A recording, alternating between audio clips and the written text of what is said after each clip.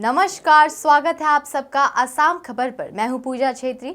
तो चलिए ले चलते हैं आपको आज की सबसे पहली खबर की ओर। गुवाहाटी के पालतू जानवरों की दुकान में आग लगने से 3 कुत्तों और 3 खरगोशों की मौत। गुवाहाटी में एक पालतू जानवर की दुकान में आग लगने से कई जानवरों की मौत हो गई। गुवाहाटी के बौड़ा सर्विस इलाके में सोमवार तड़के एक पालतू जानवर की दुकान में आग लग गई। भीषण आग में दुकान के अंदर मौजूद 3 कुत्तों और 3 खरगोशों की मौत हो गई। आग पर काबू पाने के लिए दमकल की कई गाड़ियां मौके पर पहुंची। काफी मशक्कत के बाद दमकल की गाड़ियों ने आग पर काबू पाया। शॉर्ट सर्किट से आग लगने की आशंका जताई जा रही है। इस घटना ने असम के पालतू पशु प्रेमियों को झकझोर कर रख दिया है। पालतू जानवरों के प्रेमियों ने आपात स्थिति के दौरान जानवरों की देखभाल के लिए बिना किसी के रातों के लिए दुकानों में अकेले छोड़े जाने पर चिंता जताई। काजीरंगा नेशनल पार्क में बाढ़ से 24 जानवरों की मौत। काजीरंगा नेशनल पार्क और टाइगर रिजर्व पार्क में एक बाढ़ के कारण कम से कम 24 विलुप्त प्रजाति के जानवर मारे गए हैं। पार्क के एक अधिकारी ने कहा कि 24 मृत जानवरों में 17 हॉग हिरन, 2 गेंडे, एक जंगली भैंस, 2 दलदली हिरन, एक अजगर और एक लंगूर शामिल है। वन कर्मियों ने अब तक महिमुख हाईलैंड के पास सेंट्रल रेंज के बाहरी किनारे से 10 दिन के नर गेंडे के बच्चे सहित 4 जानवरों को बचाया है। गेंडे के बच्चे की मां का पता अब तक नहीं चल सका है। बच्चा कमजोर और दुर्लभ है। उसे centre for wild life rehabilitation and conservation भेजा गया है। अगस्त में सोने का आयात लगभग दुगना। त्योहारों से पहले कीमतों में गिरावट। एक सरकारी सूत्र ने कहा कि अगस्त में भारत का सोने का आयात एक साल पहले की तुलना में लगभग दुगना होकर 5 महीने से उच्चतम स्तर पर पहुंच गया है और कमजोर कीमतों के कारण ज्वेलर्स ने त्योहारी सीजन के लिए खरीदारी तेज कर दी। दुनिया के दूसरे सबसे बड़े उपभोक्ता द्वारा उच्च आयात बेंचमार्क सोने की कीमतों का समर्थन कर सकता है। आयात में वृद्धि भारत के व्यापार घाटे को बढ़ा सकती है और रुपए पर दबाव डाल सकती है। काजीरंगा नेशनल पार्क में 150 से अधिक वन शिविर पानी में डूबे। आसाम में बाढ़ की स्थिति और बिगड़ने के साथ काजीरंगा नेशनल पार्क में 150 से अधिक वन शिविर अब पानी में डूब गए हैं। काजीरंगा नेशनल पार्क में कुल 223 वन शिविर है। इसके अलावा रिपोर्टर्स के अनुसार बढ़ते जल स्तर के कारण केएनपी ने एक वन शिविर खाली कर दिया गया है। इस बीच केएनपी के बाढ़ की स्थिति तीव्र गति से बिगड़ती जा रही है। आसाम सरकार ने काजीरंगा में पशु गलियारों से गुजरने वाले NH37 के खंड के साथ भारी वाहनों की आवाजाही के लिए जारी की है। केएनपी अधिकारियों ने कहा काजीरंगा नेशनल पार्क और टाइगर रिजर्व ने जानवरों के गलियारों के यातायात को विनियमित करने के लिए टाइम कोड जारी करना शुरू कर दिया है। इंडियन आर्मी के लिए भगवद गीता और चाणक्य अर्थशास्त्र की शिक्षा होगी अनिवार्य। सेना और वायुसेना के साथ साथ भारतीय सशस्त्र बलों के अधिकारियों को जल्द ही भगवद गीता और कौटिल्य के अर्थशास्त्र का ज्ञान दिया जाएगा। इनके सिलेबस में इसकी पढ़ाई को शामिल करने पर विचार किया जा रहा है।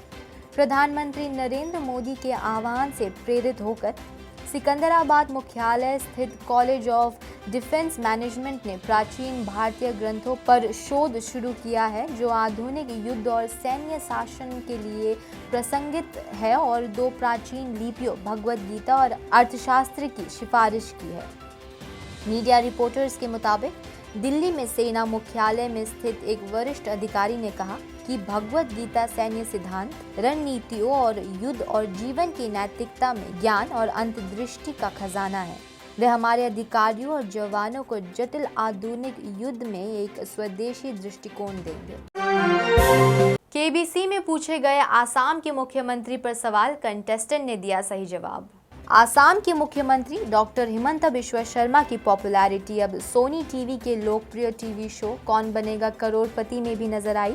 शो के एपिसोड के दौरान अमिताभ बच्चन ने आसाम के रहने वाले प्रतियोगी तुषार भारद्वाज से 10,000 रुपए के लिए डॉक्टर हिमंता बिश्वा शर्मा के नाम पर एक सवाल पूछा, जो सोशल मीडिया में काफी पसंद किया जा रहा है। प्रतियोगी से पूछा गया कि आसाम के युवाओं ने किस नाम से संबोधित करते हैं। वहीं प्रतियोगी ने सही जवाब देते हुए कहा मामा। आपको बता दें कि मुख्यमंत्री हिमंता बिश्वा शर्मा आसाम के युवाओं के बीच मामा नाम से काफी पॉपुलर है।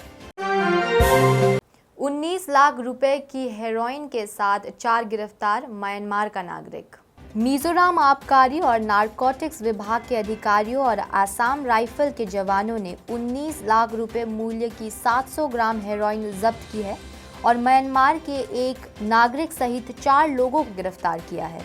उन्हें आइजॉल में 2 अलग अलग स्थानों पर एक संयुक्त अभियान के दौरान गिरफ्तार किया गया था।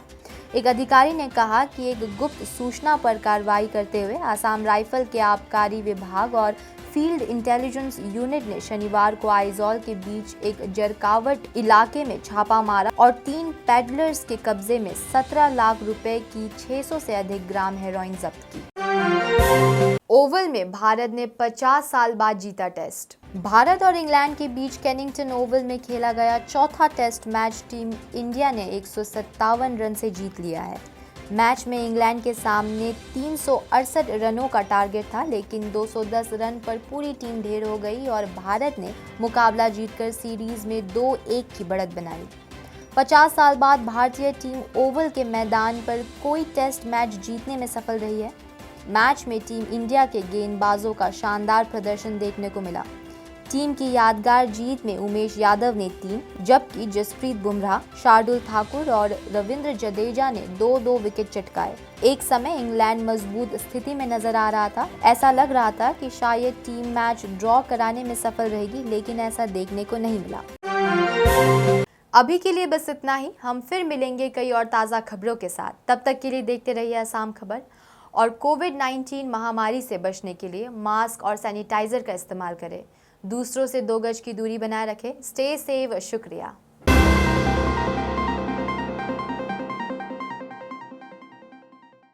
ऐसे ही ताज़ा खबरों के लिए हमारे चैनल को लाइक, शेयर और सब्सक्राइब करें। ट्विटर, इंस्टाग्राम और फेसबुक में फॉलो करें।